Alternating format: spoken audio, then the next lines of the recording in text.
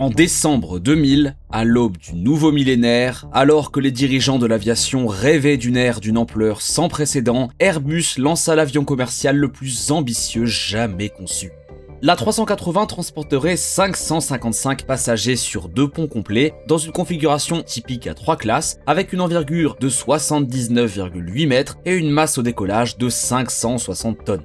Les ingénieurs l'appelaient le Super Jumbo parce que rien dans l'aviation commerciale ne s'en était jamais approché. À l'époque, il poussa Airbus à ses limites financières absolues. Les coûts de développement gonfleraient jusqu'à près de 30 milliards de dollars. L'outillage nécessitait des usines entièrement nouvelles. Depuis 2 décennies, l'aviation a accepté une vérité douloureuse. L'ère du géant quadriréacteur est révolue. Les avions biréacteurs l'ont emporté. L'efficacité l'emporte toujours. Mais Airbus ne s'est pas contenté de construire l'A380. Il avait conçu une version bien plus grande, l'A380-900, un allongement capable de transporter jusqu'à 900 passagers dans une configuration tout en classe économique. Airbus le proposa à Emirates et à Singapore Airlines. Airbus avait des compagnies aériennes qui faisaient la queue. Et puis, en 2010, Airbus l'a abandonné. Les ailes de l'A380 étaient déjà construites surdimensionnées. La structure était déjà conçue pour être allongée. La queue, le train d'atterrissage, toute la plateforme avait été conçue dès le premier jour pour s'allonger et s'alourdir. L'allonger aurait dû être facile. La partie difficile était déjà faite. Pourtant, Airbus a paniqué et a mis de côté la seule variante qui aurait pu sauver l'ensemble du programme. Alors, comment une entreprise abandonne-t-elle la version facile de l'avion qu'elle vient de dépenser 30 milliards de dollars à construire ? Pour comprendre pourquoi Airbus a parié contre sa propre création, il faut d'abord comprendre pourquoi l'A380 a été conçue surdimensionnée dès le départ. Lorsqu'on agrandit un avion, la rentabilité s'améliore de façon spectaculaire. Les coûts fixes ne changent presque pas. Il faut toujours seulement 2 pilotes dans le cockpit.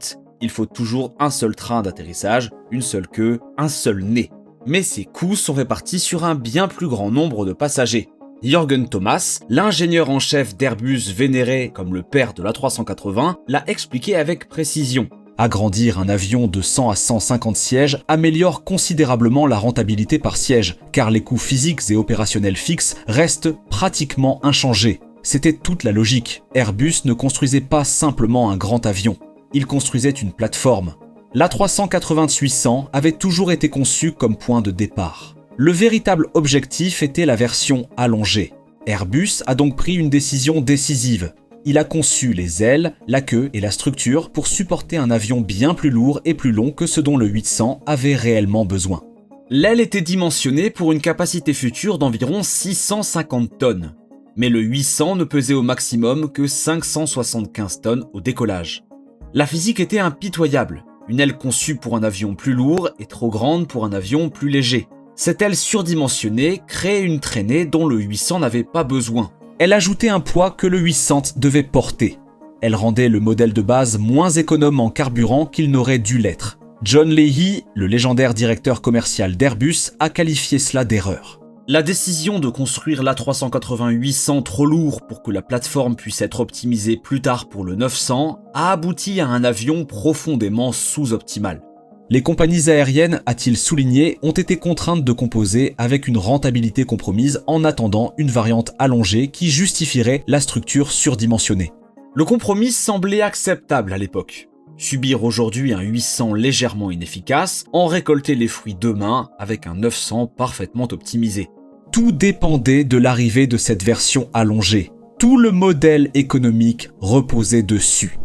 Puis, en novembre 2007, Airbus a confirmé publiquement le plan que tout le monde attendait.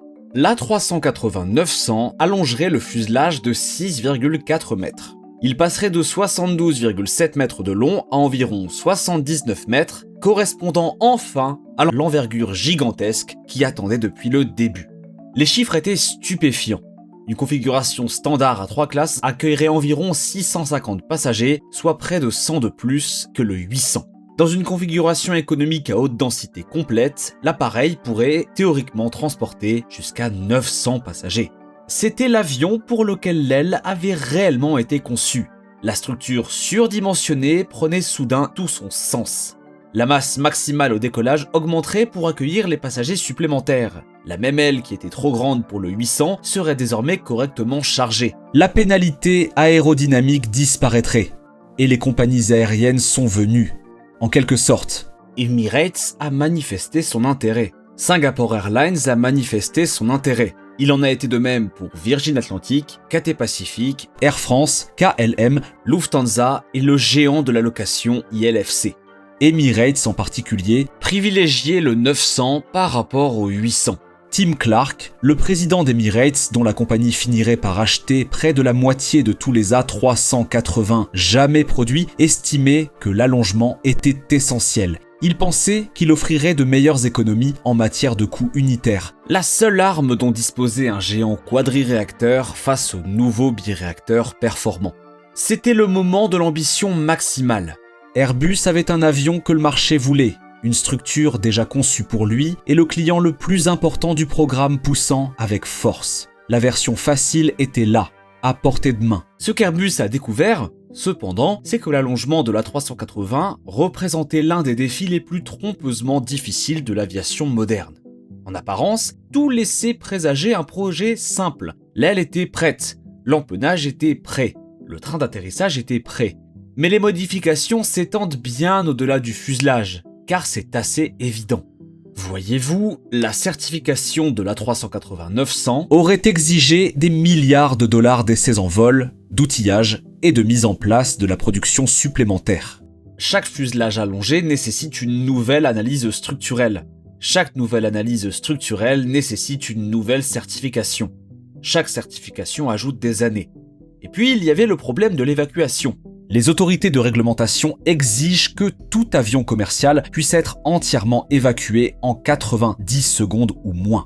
Pour certifier la 380-800 de base, Airbus a réalisé un test éprouvant à Hambourg le 26 mars 2006. L'avion comptait 16 issues de secours de type A. Des volontaires ont évacué 873 passagers et 20 membres d'équipage en seulement 78 secondes, avec seulement des blessures mineures et une jambe cassée. Ce fut un triomphe, mais cela a également révélé un plafond mathématique difficile. La réglementation autorise un maximum de 110 passagers par paire d'issues de type A. Avec 16 portes, la limite de certification absolue de l'A380 était de 880 passagers.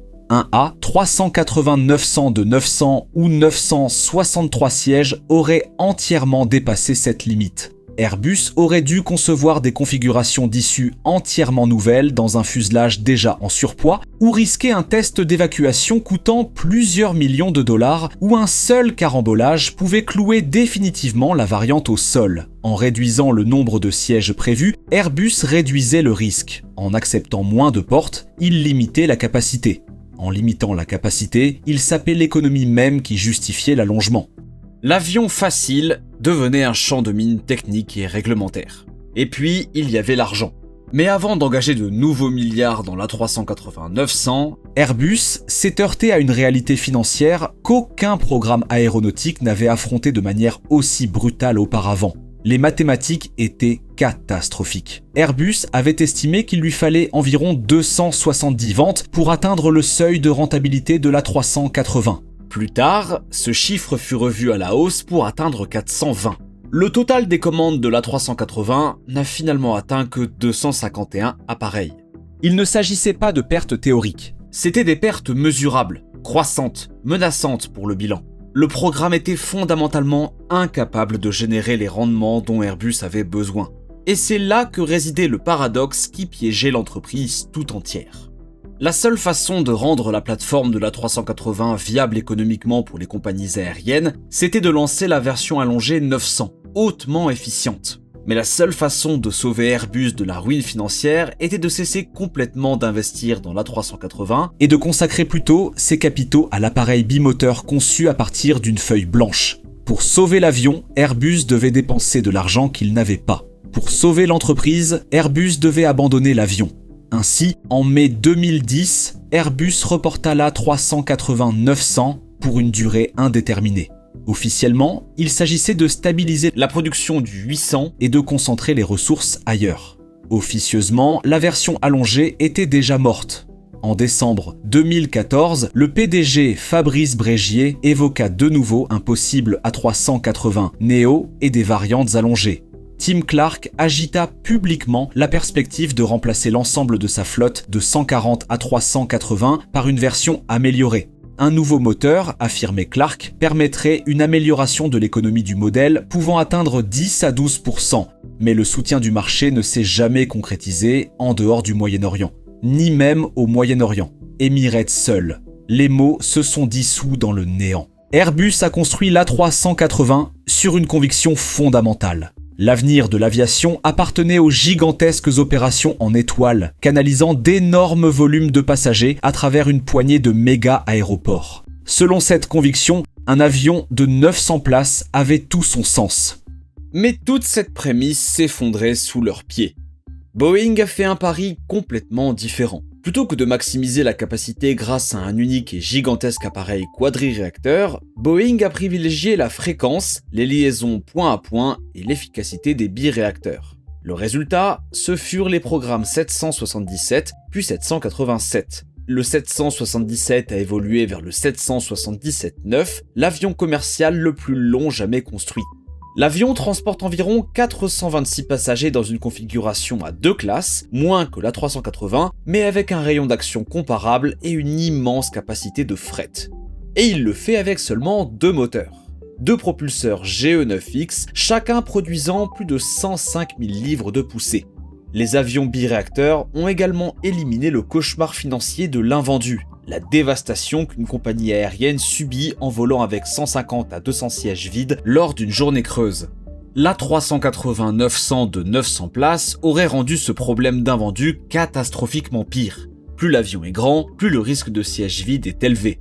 Je sais, c'est presque paradoxal. La variante conçue pour améliorer la rentabilité aurait amplifié le plus grand risque financier que les compagnies aériennes redoutaient le plus. L'allongement n'était pas seulement difficile à construire. Il résolvait le mauvais problème pour un marché qui n'existait plus. Mais la menace la plus mortelle pour l'A380-900 ne venait pas du tout de Boeing. Elle venait de l'intérieur d'Airbus. Dès 2010, l'année même où l'allongement fut reporté, les dirigeants d'Airbus avaient reconnu que l'A350 représentait le véritable avenir des vols long courriers. L'A350, c'était un biréacteur gros porteur en composite de carbone qui offrait une capacité point à point supérieure et une efficacité énergétique que l'A380 ne pourrait jamais égaler. Investir des milliards dans la certification et l'outillage de l'A380-900 aurait directement cannibalisé les ventes de l'A350 000 d'Airbus lui-même, la plus grande variante de la famille d'appareils A350. Pire encore, cela aurait mobilisé des talents d'ingénierie essentiels dont on avait désespérément besoin pour affronter le 787 de Boeing et les programmes 777X alors à venir. Airbus se voyait contraint de choisir entre 2 de ses propres enfants. Et l'enfant à 4 moteurs était déjà en train de perdre. Le marché des quadriréacteurs était mort, étranglé par la pure efficacité des énormes biréacteurs, rendant l'A380-900 obsolète avant même qu'il ne quitte la planche à dessin. Airbus tenta donc une dernière tentative désespérée pour sauver l'A380 sans dépenser pour un allongement complet. Lorsque l'A380-900 fut définitivement abandonné, Airbus présenta l'A380 au Salon aéronautique de Paris 2017. L'objectif était simple, rajouter 80 sièges sans engager les dépenses massives liées à l'allongement physique du fuselage. L'exécution fut impitoyable. Les ingénieurs d'Airbus supprimèrent le célèbre grand escalier en spirale à l'avant de l'appareil, le remplaçant par un escalier carré exigu et purement fonctionnel afin de faire entrer 20 passagers supplémentaires. Les ingénieurs firent de même à l'arrière. Sur le plan aérodynamique, l'A380 nécessita une véritable chirurgie de l'aile. Airbus modifia l'angle dièdre, ajouta un recambrage de 30 mm et fixa d'immenses winglets azimuthères fendus de 4,7 mètres pour grappiller une réduction de 4% de la consommation de carburant. La masse maximale au décollage fut portée à 578 tonnes. Plus controversé encore, Airbus proposa une configuration économique à 11 sièges de front, resserrant les sièges d'une disposition confortable vers un agencement plus dense. Pour y parvenir, Airbus supprima les coffres de rangement profond situés sous les hublots, plaquant les sièges directement contre la paroi extérieure. Cela détruisit cette sensation d'espace et d'aération qui incitait activement les passagers à rechercher les vols en A380.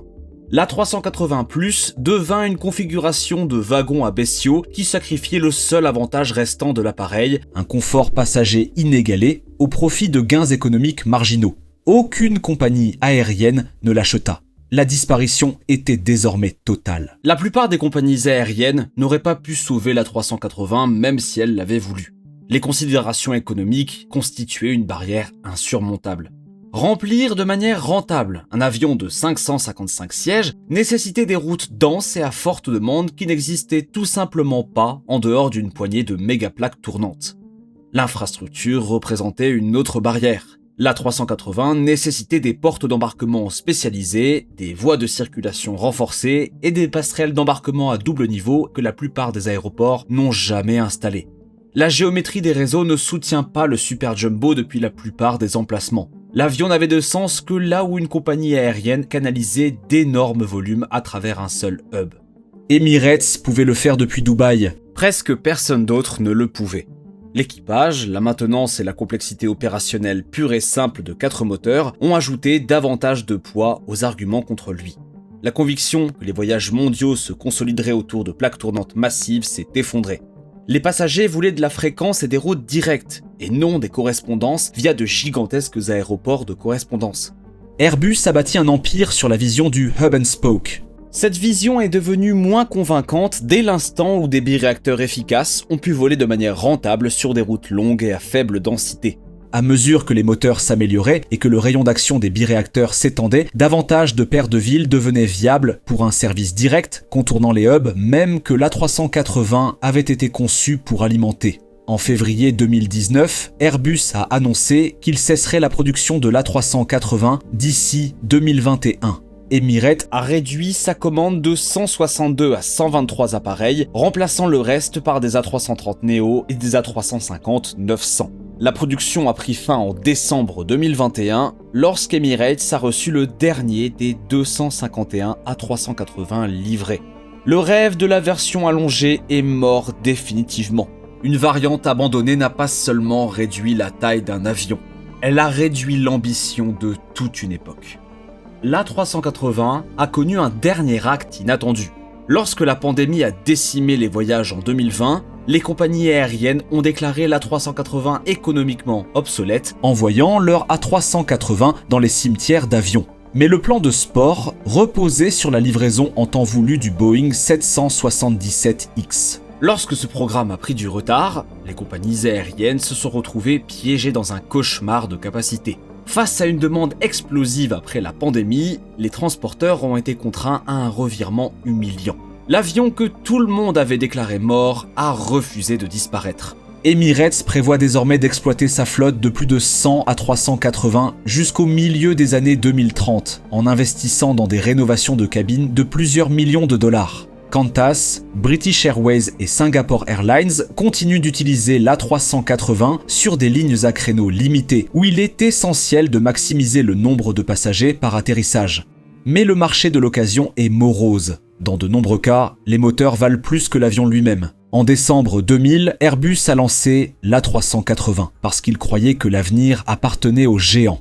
Il a conçu les ailes, la queue, toute la structure en vue d'un allongement qui semblait inévitable. L'A380-800 avait toujours été destiné à être le petit modèle. L'avion a été construit trop grand pour ne jamais pouvoir grandir. 2 décennies plus tard, l'A380-900 représente l'exact opposé de l'inévitabilité. Non pas un triomphe retardé par les circonstances, un repli délibéré imposé par les mathématiques, les infrastructures et un marché qui a choisi l'efficacité plutôt que l'envergure. L'aile surdimensionnée censée permettre la grandeur est devenue au contraire un fardeau permanent sur la seule version ayant jamais volé. Lorsque le dernier A380 est sorti de l'usine en décembre 2021, il portait au sein de sa structure surdimensionnée le fantôme de l'avion qu'il avait toujours été destiné à devenir. 251 appareils livrés, un allongement abandonné, une poignée d'exploitants faisant voler un magnifique anachronisme. La preuve que parfois, les décisions les plus marquantes de l'aviation ne concernent pas ce qui est construit, Elle concerne ce qui est annulé dans la panique lorsque les chiffres finissent par dire la vérité.